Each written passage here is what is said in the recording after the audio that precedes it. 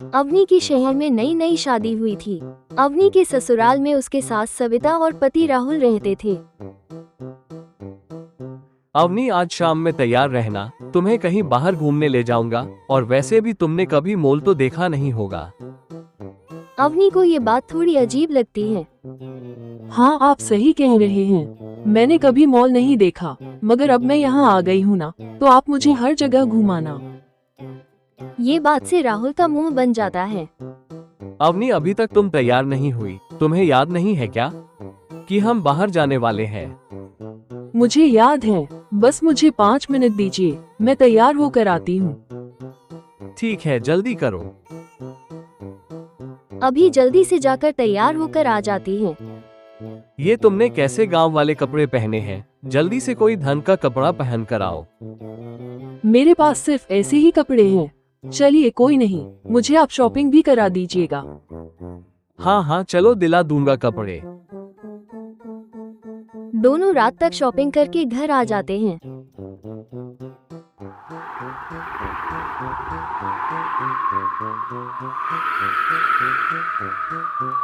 अगले दिन राहुल ऑफिस चला जाता है। तब उसके दोस्त कहते हैं, क्या राहुल भाभी से कब मिलवा रहा है? मिले तो हो शादी पर। वो भी कोई मिलना हुआ? चल तू ये बता, हमें भाभी के हाथ का खाना खिलाने के लिए कब बुला रहा है? बस इतनी सी बात, मैं कल ही अवनी से खाना बनवाकर ऑफिस ले आऊंगा। राहुल, इतने बहाने क्यों कर रहे हो? बहाने वहाने छोड़, हम आज रात को तेरे घर आ रहे हैं खाने पर, भाभी को बता देना। अवनी गांव से थी, इसीलिए राहुल अपने दोस्तों को अवनी से नहीं मिलाना चाह रहा था, मगर अपने दोस्तों के आगे कुछ बोल भी नहीं पाता और जल्दी से घर आ जाता है। अवनी, आज रात को खाने पर मेरे दोस्त आ रहे हैं। हाँ, तो इसमें परेशान होने वाली कौन सी बात है? देखो अवनी, तुम्हें पता नहीं है कि शहर के लोग कैसे होते हैं, इसलिए तुम उनके सामने कुछ मत बोलना। और तुम्हें खाना बनाने की कोई जरूरत नहीं है, मैं बाहर से खाना मंगवा देता हूँ, तुम बस परोस देना। अवनी को राहुल की ये बात बहुत बुरी लगती है, मगर वो कुछ नहीं कहती और वहाँ से चुपचाप चली जाती है।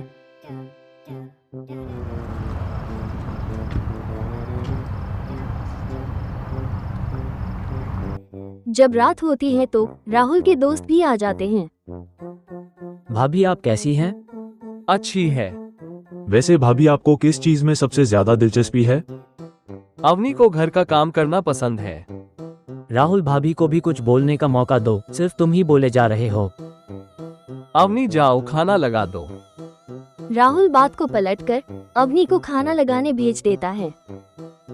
राहुल, ये सब तो बाहर का खाना है, हम तो यहाँ अवनी भाभी के हाथ का खाना खाने आए हैं। मैंने सोचा कि जब तुम आ रहे हो तो कुछ अच्छा ही खिलाऊं। सब दोस्त खाना खाकर चले जाते हैं और राहुल इत्मीनान की सांस लेता है। मुझे तो आज बहुत टेंशन थी, मगर सब अच्छे से हो गया। अवनी बिना कुछ कहीं वहाँ से चली जाती है और कमरे में जाकर सो जाती है। अगले दिन उठकर अवनी राहुल से बिना कुछ बोले अपने काम में लग जाती है। अवनी, मुझे आज ऑफिस में बहुत काम है, इसलिए मैं आज देर से घर आऊंगा।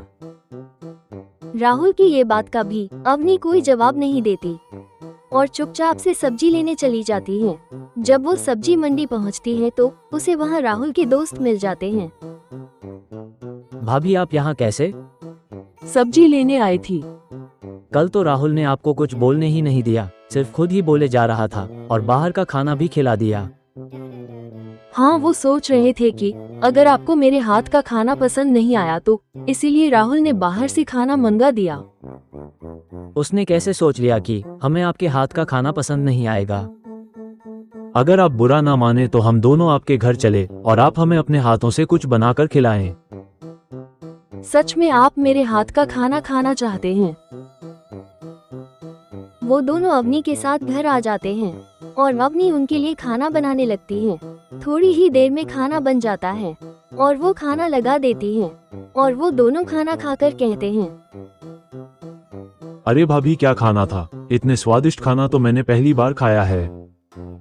इसीलिए तो राहुल हमें आपके हाथ का खाना खिलाना नहीं चाह रहा था कि हम कहीं रोज खाने की जिद न करने लगे। सच में आप लोगों को इतने पसंद आए।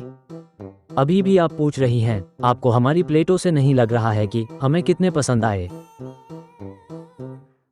वो सब बात कर ही रहे थे कि तभी राहुल आ जाता है और उन्हें देखकर घबरा जाता है। तुम सब यहाँ कैसे? तू ये सब छोड़ और ये बता, हमें अवनी भाभी के हाथ का खाना खिलाना क्यों नहीं चाह रहा था? वो क्या है ना अवनी, क्योंकि अवनी भाभी इतना अच्छा खाना बनाती है। ये बात सुनते ही राहुल ठंडी सांस लेता है और वो दोनों कुछ देर में चले जाते हैं। तब राहुल अवनी से कहता है, अवनी मुझे माफ कर दो, मैंने तुम्हारे साथ बहुत बुरा बर्ताव किया।